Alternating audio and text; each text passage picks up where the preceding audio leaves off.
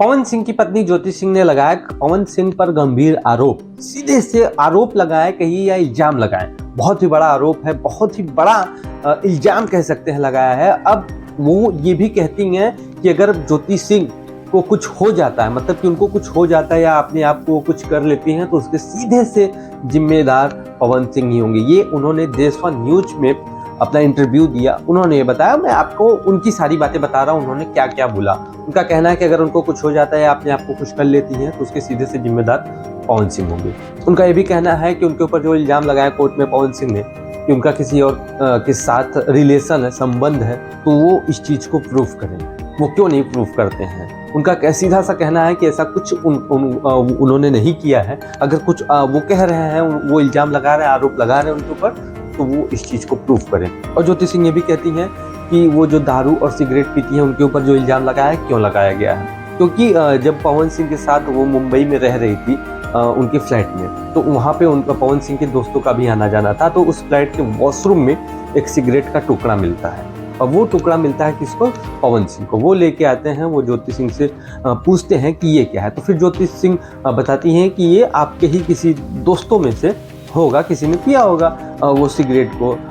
कोई भैया थे, उन्होंने बताया अपने इंटरव्यू में देश वन न्यूज को कि उनका होगा।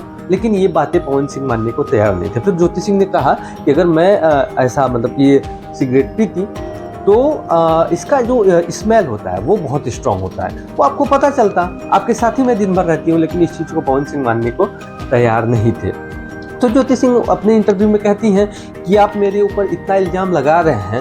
आप पटना स्टेज शो पे ये कहते हैं कि जब मैं चीज़ों को प्रूफ करने लगूंगा तो लोग ज़मीन छोड़ के भाग जाएंगे। तो उनका कहना है कि आप प्रूफ करिए ना, फिर आप क्यों नहीं प्रूफ करते? आप कह के प्रूफ नहीं कर रहे हैं, इससे क्या होगा? उनका कहना है कि कहने से नहीं होगा, आप प्रूफ करिए। अगर मैं ऐसा सब कुछ कर रही हूँ तो आप प्रूफ करिए। अब उनका ये भी कहना है कि अब वो इन सब चीज़ों को ज़्यादा झेल नहीं पा रही हैं, मतलब कि उनको एंजाइटी, बहुत ही चिंतित हो जाती हैं, बहुत ही जल्दी अब इन सब चीज़ों को देख के पैनिक हो जाती हैं, जिस वजह से ये सब चीज़ें वो झेल नहीं पा रही हैं। और सबसे बड़ा आरोप उन्होंने ये लगाया है, अब उनको और उनकी फैमिली को टॉर्चर किया जाने लगा। उनकी फैमिली को भी टॉर्चर किया जाने लगा। उनका कहना है कि उनके पिताजी का हेल्थ सही नहीं है, अब वो बेड रेस्ट डॉक्टर ने बोल दिया है, तो वो बेड पे ही हैं। तो अब उनको और उनकी फैमिली को टॉर्चर किया जाने लगा, जिस वजह से उन्होंने ये कदम उठाया कि वो मीडिया में आई, अपना इंटरव्यू दी और सारी बात उन्होंने मीडिया को बताया, लोगों के सामने ला के रखी। बाकी दोस्तों, इन सभी बातों में क्या सच्चाई है, कौन सही है, कौन गलत है, अभी ये मामला तो देखिए कोर्ट में चल रहा है, वहीं पे डिसाइड हो पाएगा क्या सही है, क्या गलत है, क्या होना चाहिए, क्या नहीं होना चाहिए। बाकी आपको क्या लगता है कमेंट बॉक्स में बताइएगा। फिर मिलते हैं ऐसे ही किसी न्यू वीडियो के साथ। Thank you.